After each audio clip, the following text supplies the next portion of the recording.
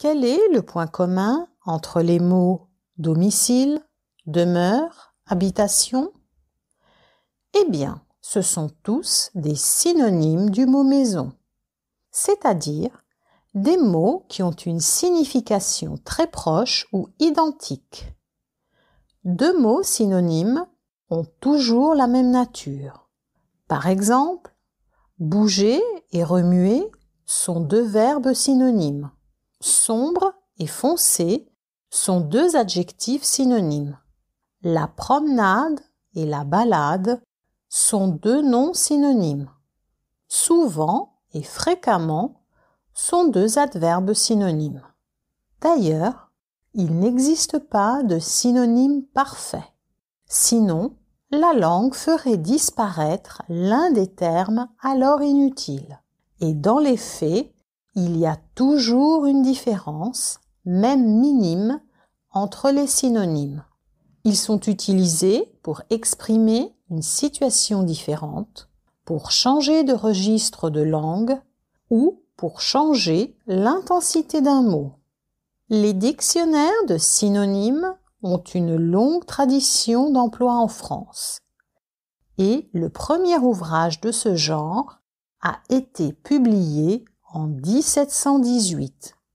Au cours du XVIIIe et du XIXe siècle, de nombreux dictionnaires de synonymes ont été créés et encore aujourd'hui, différentes versions sont proposées aussi bien sur Internet qu'en librairie afin de nous offrir une synonymie toujours vivante. Les dictionnaires des synonymes sont d'une grande importance parce qu'ils nous permettent d'élargir notre vocabulaire, d'éviter la répétition de mots et nous aident à améliorer notre style aussi bien à l'écrit qu'à l'oral. Un dictionnaire des synonymes peut également lister d'autres mots comme les antonymes, c'est-à-dire des mots avec des significations opposées.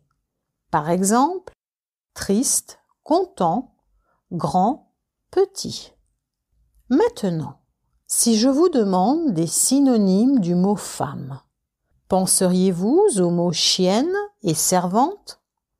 Je ne pense pas. Mais figurez-vous que c'est bien ce que l'on pouvait trouver dans le très renommé Oxford English Dictionary, dictionnaire de référence dans le monde anglophone.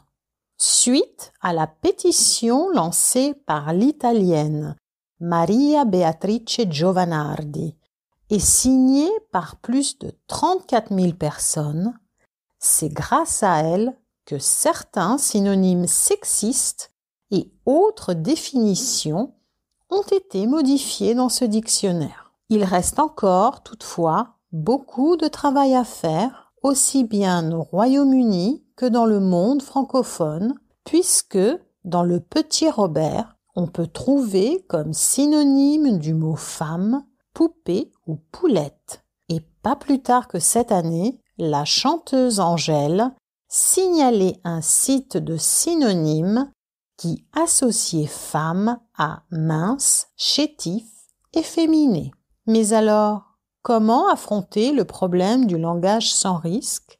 Peut-être, comme le disait le célèbre philosophe chinois Confucius, en rendant leur sens aux mots.